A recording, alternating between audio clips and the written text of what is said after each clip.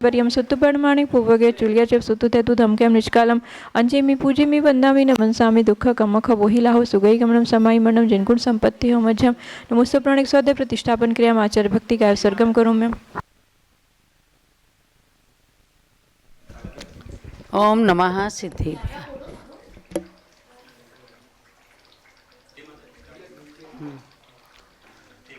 सरस्वती नमस्तुभ्यं वरदे कामरूपिणी विद्यारंभं करिष्यामि सिद्धिर्भवतु मे सदा। जब बोलो द्वादशांगमयी जिनवाणी माता की जय।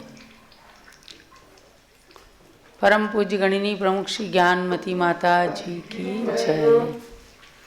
प्रवचन निर्देश का ग्रंथ का स्वाध्याय प्रारंभ होने जा रहा है। सबको ध्यान देना है कि अब प्रवचन निर्देशिका के जो 2 बचे हुए अध्याय हैं, ग्रंथों के अध्ययन अध्यापन की शैली और ध्यान के प्रकरण, ध्यान की आवश्यकता, इन दोनों प्रकरणों की परीक्षा 29 दिसंबर रविवार को होगी और इस प्रकार से ये प्रवचन निर्देशिका ग्रंथ का स्वाध्याय समापन होगा।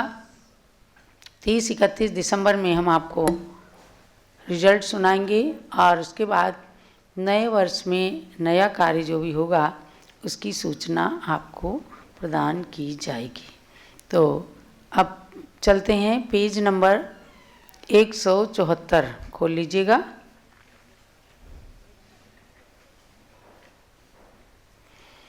पेज नंबर 174, इसमें चल रहा है गुरु परंपरा का महत्व, कि वही स्वाध्याय करना है। हम भी नियम देते हैं कि आप चाहे 2 लाइन पढ़ें, 4 लाइन पढ़ें, लेकिन किसी एक ग्रंथ का कंटिन्यूअस स्वाध्याय करके और अपने ज्ञान की वृद्धि करें। कई लोग मंदिर में जाते हैं, जो भी पुस्तक मिली, जो भी ग्रंथ मिला, उसकी 4 लाइन पढ़ ली, अगले दिन उसे किसी ने हटा दिया और फिर दूसरे ग्रंथों का स्वाध्याय करके कोई एक ग्रंथ परिपूर्ण नहीं हो पाता। उसके अनुसार पूरे एक कथानक से हम परिचित नहीं हो पाते या एक प्रकरण को हृदयंगम पूरी तरह से नहीं कर पाते हैं। तो इसलिए आपको या तो बुकमार्क लगाकर मंदिर में अपनी पहचान करके ग्रंथ रखना चाहिए, वरना अपने घर में रखें और घर के अंदर शुद्ध पवित्र स्थान पर बैठ करके एक समय जरूर ग्रंथ का स्वाध्याय करें। मंदिर के अंदर स्तुति, पूजा, स्तोत्र आदि का पाठ करके और अपने नियम की पूर्ति करें। तो चलते हैं, पेज नंबर खोलिएगा 174। गुरु परंपरा का महत्व, कि आखिर गुरु परंपरा बार बार क्यों कही जा रही है स्वाध्याय के लिए। तो इसमें कहा है कि आगम कथित गुणों से युक्त शिष्य या श्रोता गुरु परंपरा से ही तत्वों को समझने का उपाय करें, अन्यथा अर्थ का अनर्थ हुए बिना नहीं रहता है। इस विषय में ज्ञानार्णव ग्रंथ का उदाहरण देते हुए पूज्य गणनी ज्ञानमती माता जी कहती हैं, नहीं भवति निर्विगोपक मनुपासित गुरुकुलस्य विज्ञानम प्रकटित पश्चिम भागम पश्यत नृत्यम मयूरस्य। बड़ा ही सुंदर उदाहरण दिया है कि जिसने गुरुकुल की अर्थात गुरु समूह की उपासना नहीं की है, उसका विज्ञान प्रशंसा करने योग्य नहीं है, किंतु निंदा सहित ही होता है। देखो, मयूर नृत्य करते समय अपने पृष्ठभाग मल द्वार को उघाड़कर नृत्य करता है, अर्थात मयूर ने नृत्य कला किसी गुरु से नहीं सीखी है, इसलिए वह नृत्य करते समय उपर्युक्त रीति से अर्थात पश्चिम भाग को खोलकर उघाड़ करके नृत्य करता है। वैसे ही जो गुरुओं से अध्ययन नहीं करते हैं, उनका अध्ययन विपरीत बुद्धि को भी उत्पन्न कर देता है। कोई कोई बहुत ही ज्ञानी हुए या पूर्व जन्म के संस्कारों से ज्ञान की प्रक्रिया को अपने जीवन में ले करके आए हैं तो उनकी बात अलग है। वो व्युत्पन्नमति शिष्य या व्युत्पन्नमति व्यक्तित्व होते हैं। और बाकी शिष्यों के लिए विशेष रूप से जिन्होंने गुरु बनाया है, जिन्होंने गुरु के पास रह करके अपने ज्ञान की साधना का शुभारंभ किया है, ऐसे महान लोग पुष्पदंत भूतबली जैसे भी गुरुओं ने अपने गुरु के कहे अनुसार ही आचरण किया और ज्ञान को प्राप्त किया। तो मयूर का उदाहरण दिया। यद्यपि वो जन्म से जानता है नृत्य, मोर का नाच देखने के लिए लोगों की भीड़ लग जाती है और मोर अपने सारे पंखों को एकदम फैला करके जब जंगल के अंदर भी नृत्य करता है तो सड़क पर चलते हुए या उधर मार्ग से निकलते हुए लोग एक क्षण के लिए देखने लगते हैं और कहीं कह देते हैं कि जंगल में मोर नाचा किसने देखा, अर्थात अकेले मोर ने नृत्य कर लिया तो कोई ने नहीं देखा, और जब सबके सामने नृत्य करता है तो लोगों को आनंद आता है, मजा आता है मयूर का नृत्य देखने में। एक केवल मयूर ही ऐसा है, मयूर पक्षी, जहाँ पर फीमेल अर्थात मोरनी के पंख नहीं होते और मोरनी का नृत्य कोई नहीं देखना चाहता। और मोर मेल है तो पुल्लिंग है तो भी उसके पास पंख होते हैं, पंखों के झुंड को।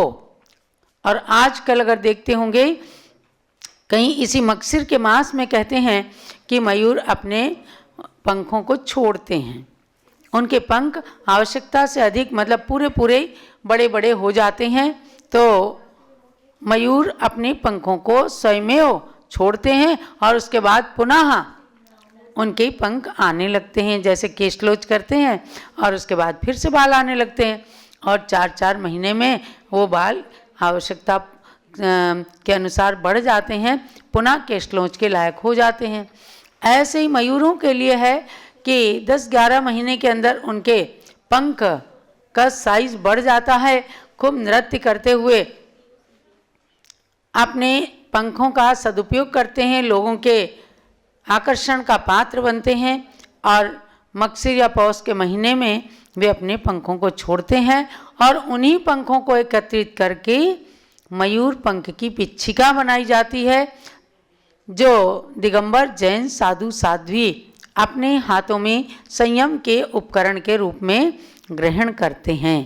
तो मयूर के नृत्य के समान मतलब जन्म से जानते हुए भी मयूर चूँकि गुरु से उसने नहीं सीखा तो वह अपना पृष्ठभाग उघाड़ लेता है, यानी वो तो उसकी स्थिति ऐसी है।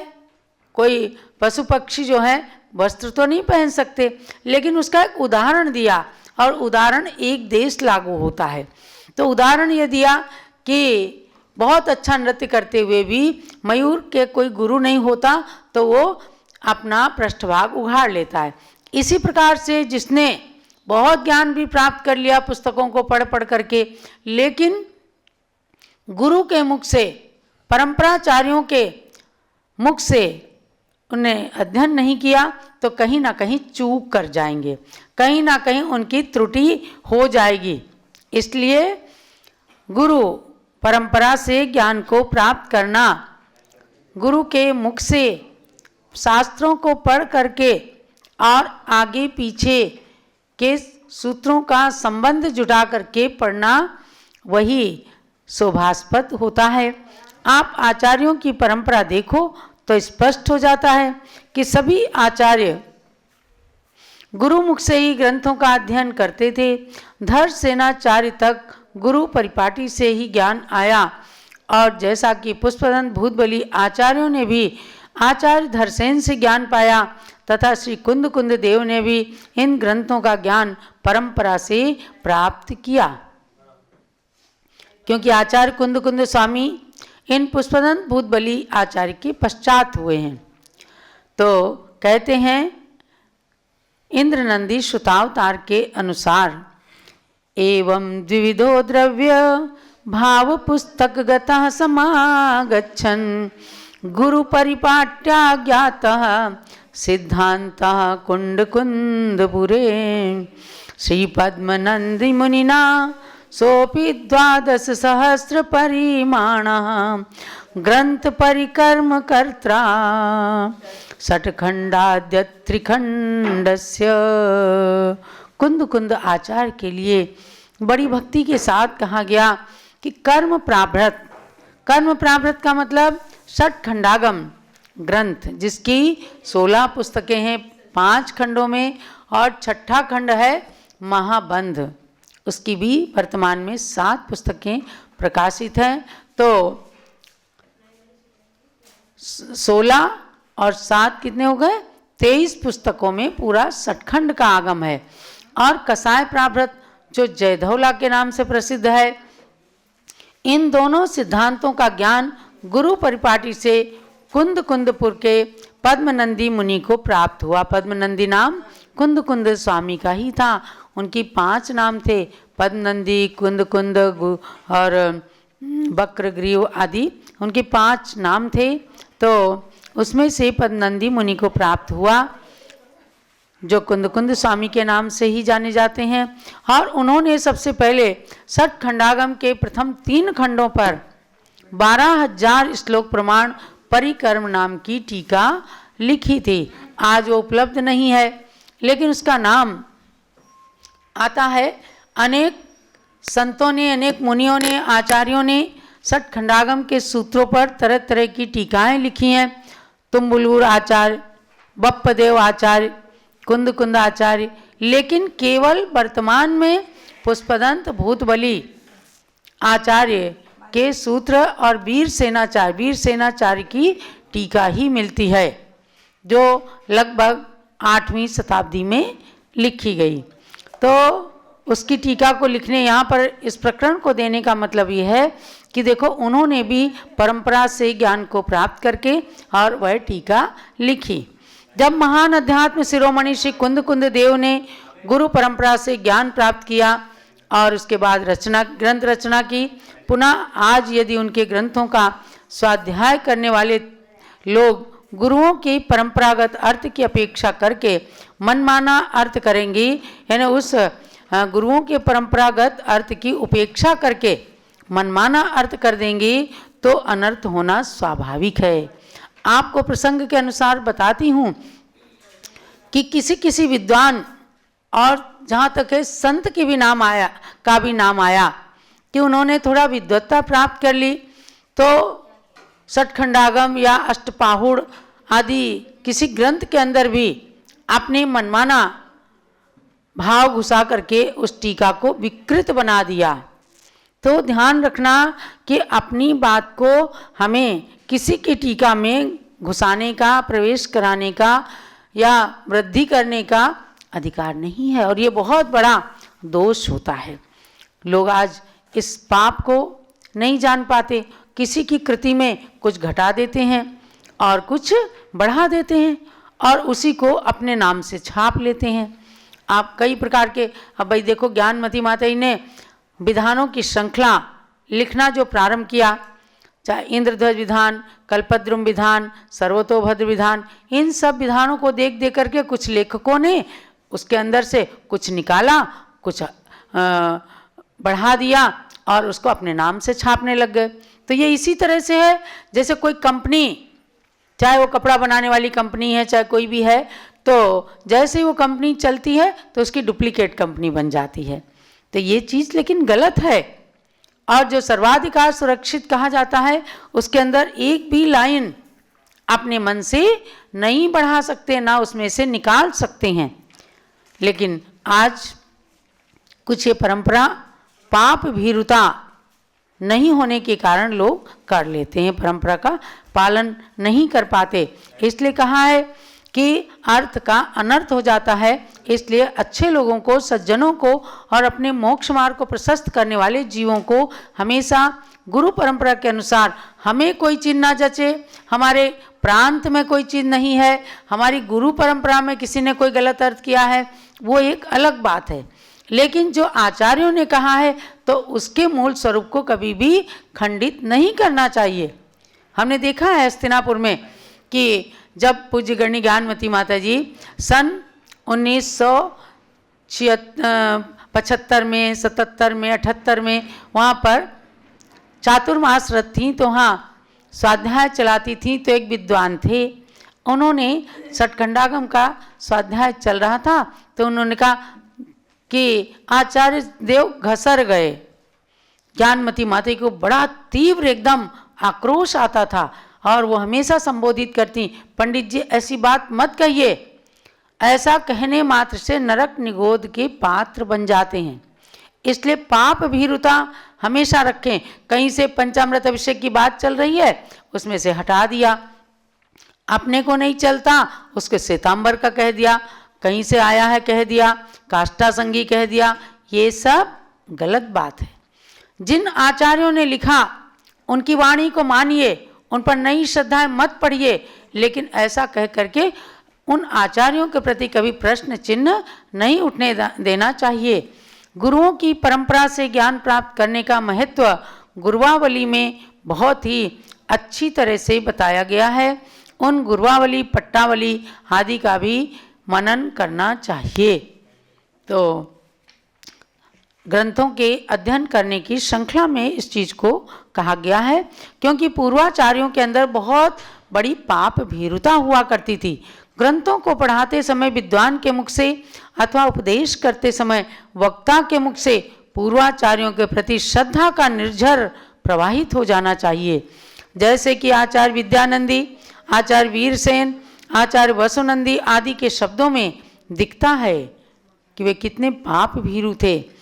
अब देखिए, अब पुष्पदंत भट्टारक अंतिम गुणस्थान के प्रतिपादन हेतु अर्थ रूप से अरहंत परमेष्ठी के मुख से निकले हुए गणधर देव के द्वारा गूंथे गए शब्द रचना वाले, प्रवाह रूप से कभी भी नाश को नहीं प्राप्त होने वाले और संपूर्ण दोषों से रहित होने से निर्दोष आगे का सूत्र कहते हैं। ये धवला के अंदर से पूज्य माता जी ने निकाला। यहाँ श्री वीरसेन स्वामी को श्री पुष्पदंत आचार्य के प्रति कितनी श्रद्धा है, आप समझो कि पुष्पदंत और भूतबली आचार्य ने सूत्रों की रचना की और उसके ऊपर टीका किसने लिखी? वीरसेनाचार्य ने। अन्य आचार्यों की टीकाएं नहीं मिलती हैं। 6841 सूत्र 5 खंडों में हैं और उन सारे सूत्रों की टीका वीरसेन स्वामी ने की और बीच बीच में कहा उसकी एक हिंदी एक संस्कृत टीका ज्ञानमती माता जी ने भी लिखी, जिसका नाम है सिद्धांत चिंतामणि टीका। माने जो धवला टीका है वो अलग है, वो प्राकृत और संस्कृत मिक्स है, और जो सिद्धांत चिंतामणि टीका सन 1995 से लेकर सन 2007 तक लगभग 11.5 साल में लिखी गई वो टीका संस्कृत में है, अलग है। संस्कृत और हिंदी से समन्वित ये टीका भी छप चुकी है। तो जब इस टीका को कर रही थी ज्ञानमती माता जी, अनेकों बार धवला ग्रंथ का स्वाध्याय किया, क्योंकि उसके ही सार को अपनी संस्कृत टीका में लिया है। तो कहते हैं कि देखो पुष्पदंत आचार्य के प्रति उनकी कितनी श्रद्धा थी वीरसेन स्वामी की, और उनके वचनों को वे साक्षात भगवान की वाणी रूप मान रहे हैं, ये स्पष्ट दिख रहा है। आगे और देखिए, हमारे यहाँ आर्ष परंपरा का विच्छेद भी नहीं है, क्योंकि जिसका दोष यानी आवरण रहित दोष और आवरण रहित अरहंत देव ने अर्थ रूप से व्याख्यान किया है, जिसको 4 ज्ञानधारी निर्दोष गणधर देव ने धारण किया है, जो ज्ञान विज्ञान संपन्न गुरु परंपरा से चला आ रहा है, जिसका पहले का वाच्य वाचक भाव अभी तक नष्ट नहीं हुआ है, और जो दोषावरण से तथा निष्प्रतिपक्ष सत्य स्वभाव वाले पुरुष के द्वारा व्याख्यात होने से श्रद्धा के योग्य है, ऐसे आगम की आज भी उपलब्धि हो रही है। ये किनके शब्द हैं? वीरसेनाचार्य के। धवला टीका के अंदर उन्होंने लिखा कि आज भी ऐसे आगम की उपलब्धि हो रही है। माने पूर्व ज्ञान, अंग और पूर्व में से पूर्व ज्ञान जो धरसेनाचार्य को प्राप्त था, वो पहले के आचार्यों से उन्होंने प्राप्त किया था, और उस ज्ञान से जो उन्होंने पुष्पदंत भूतबली को दिया वह सूत्र रूप में निबद्ध हुआ, जिसे सठखंड आगम कहा गया। अब उसकी टीका लिखते हुए पुष्पदंत भूतबली ने महान श्रद्धा व्यक्त की है कि आज भी आप ये ना समझें कि हम लोग अपने मन से टीकाएं लिख रहे हैं। उन्हीं आचार्यों की परंपरा का अनुसरण करते हुए हमने लिखा है। शंका की गई आधुनिक आगम अप्रमाण है क्योंकि अर्वाचीन पुरुषों ने इसका अर्थ किया है। एक शंका हुई। समाधान दिया कि ऐसा कहना ठीक नहीं है, क्योंकि ज्ञान विज्ञान से सहित होने से प्रमाणता को प्राप्त इस युग के आचार्यों द्वारा इसके अर्थ का व्याख्यान किया गया है, इसलिए आधुनिक आगम भी प्रमाण है। अगर उसके अंदर कोई अपनी नीति स्वतंत्र रूप से घुसेड़ी नहीं गई है, प्रवेश नहीं कराई गई है, केवल आचार्य की वाणी को लेकर अर्थ संगत यानी न्याय संगत ही अर्थ किया गया है निर्दोष, तो वो आगम हमारे लिए पूर्ण प्रामाणिक है। तो छद्मस्त सत्यवादी कैसे हो सकते हैं भाई? आजकल के लोग तो छद्मस्त हैं, कोई बीतरागी नहीं है, संसार के अंदर केवल अपने मूल गुणों का पालन करते हुए रहते हैं, तो उनके आगम को हम प्रामाणिक कैसे माने? उसका भी समाधान किया कि ऐसा नहीं है, क्योंकि श्रुत के अनुसार व्याख्याता आचार्यों को प्रमाण मानने में कोई विरोध नहीं है। अगर ऐसे हम सबको अप्रमाण मानने लग गए, अप्रमाणिक मानने लग गए, तो संसार ही नहीं चल सकता। भाई सज्जन और दुर्जन दोनों तरह के लोग रहते हैं। सज्जन लोग कभी अपनी मिलावट नहीं करते। ये कोई डालडा घी नहीं है कि जिसके अंदर चर्बी मिला दी और लोगों के धर्म को भी अधर्म में परिवर्तित कर दिया। ये आगम है, और जिसने घी के अंदर भी चर्बी मिलाई तो अपराधी रहा। भारतीय दंड संहिता के अनुसार उसको अपराधी घोषित किया गया और उसके ऊपर भी धाराएं चलाई गईं। तो महानुभाव, अब आप देखिए कि एक छोटी सी चीज़ के अंदर अगर कोई मिलावट करता है तो उसके ऊपर उसको दंड मिलता है। तो आप समझिए कि आज कोई दंड नहीं दे रहा, अगर तो कम से कम कर्म तो जरूर दंड दे देंगे। और वो जैसे हमने सुना है कि पहले के तो विद्वान भी, पहले मतलब आज से 50 साल पहले के विद्वान भी बड़े पाप भीरू होते थे। पंडित खूबचंद जी शास्त्री, पंडित इंद्रलाल जी शास्त्री, इनके बारे में पूज्य माता ही कहती हैं। पंडित पन्नालाल जी सोनी, कि अगर उनसे कभी कहा जाता कि पंडित जी थोड़ा सा इसका अर्थ और कर दीजिए, अच्छा खोल दीजिए, वो कहते जितना लिखा है मैं उतना ही बताऊंगा। कहीं कुछ अपने मन से उसमें आ गया, आगम के अनुसार गलत हो गया, तो मैं नरक निगोद में चला जाऊंगा, इसलिए मैं इससे अतिरिक्त कुछ नहीं बोल सकता। आप इन बातों को ध्यान दीजिए कि स्वाध्याय करते समय या स्वाध्याय को सुनते समय या अध्ययन करते समय या अध्यापन कराते समय हमें पूर्वाचार्यों की वाणी का जरूर ध्यान। मान लो हम कोई चीज़ नहीं समझ पा रहे तो उसको वहीं तक रख ले कि भाई आगे हम इसके अपने मन से कोई अर्थ नहीं करेंगे, और समझ पा रहे हैं तो उसकी डिटेल करें। तो यही गुरु परंपरा का सबसे बड़ा महत्व है कि हम स्वाध्याय करने में ज्ञान का अर्जन करें, अज्ञान का नहीं, मिथ्यात्व का नहीं। स्वाध्याय करते समय पुण्य का अर्जन करें, पाप का नहीं। यही स्वाध्याय का सार होना चाहिए और है भी। तो ये पाठ पढ़ते समय मुझे लगा कि बहुत ही महत्वपूर्ण है, क्योंकि जब भी आपको कोई विद्वान, आपको ऐसा लगे कि कोई गलत अर्थ कर रहे हैं, तो आप उनको भी संबोधन करने के अधिकारी होते हैं। इन सब चीज़ों को दिखा करके कि जब बड़े बड़े आचार्यों ने पाप भीरुता का परिचय दिया, तो पंडित जी आप भी अपने मन से कुछ मत कहिए। यही आज के स्वाध्याय का सार समझ करके अपने समीचीन ज्ञान को परिमार्जित करते हुए खूब ज्ञानार्जन और चारित्र की उपासना करके मोक्ष मार्गी बने। सबके लिए मंगल आशीर्वाद।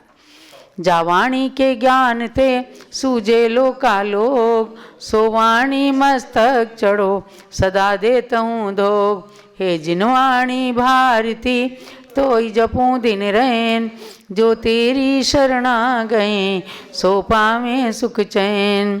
ज्ञानमती को नित नमो, ज्ञान कली खिल जाए, ज्ञान ज्योति की चमक में जीवन मम्मी। और अब पूजन की ओर चलेंगे। ध्यान दें सब लोग, जितने भी लोग पारस चैनल और ऋषभ देव जूम चैनल के माध्यम से सुन रहे हैं, स्वाध्याय कर रहे हैं, 29 दिसंबर रविवार को आपकी परीक्षा इसी समय 3:30 बजे होने वाली है। इन दोनों अध्यायों का आप अच्छे से चिंतन मनन अध्ययन कर लें और इस परीक्षा में दे करके फिर हम आगे प्रयास कर रहे हैं कि आपने जितनी परीक्षाएं सन 2023 और 24 में दी हैं, सबका एक सर्टिफिकेट आपके पास ज़रूर भेजा जाए। तो अपने अपने व्हाट्सएप ग्रुप के माध्यम से सबको भी सूचित कीजिए कि जो लोग केवल इन 2 परीक्षाओं 2 अध्यायों में की परीक्षा में भाग लेंगे, उनको भी सर्टिफिकेट भेजने की योजना बनाई जा रही है। सबके लिए मंगल आशीर्वाद। चलिए पूजा करिए। प्रथमाचार्य शांति सागर के पद में अर्घ्य समर्पण है। पीर सिंधु अरुणेमि सिंधु आचार्य के पद का अर्चन है। परम तपस्वी तीनों गुरु शिव पद साधक कहलाते हैं।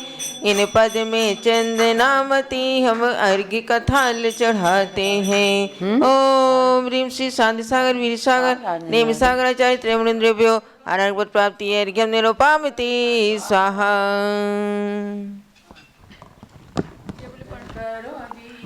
श्री गणनी ज्ञानमती माता जी की पूजन करो जी, जिनकी पूजन करने से अज्ञान तिमिर नश जाता है। जिनकी दिव्य देशना से शुभ ज्ञान हृदय बस जाता है, उनके श्री चरणों में आह्वान स्थापन करते हैं। सन्निधि करण विधि पूर्वक पुष्पांजलि अर्पित करते हैं, पुष्पांजलि अर्पित करते हैं। पूजन करो जी श्री गणनी ज्ञानमती माता जी की पूजन करो जी।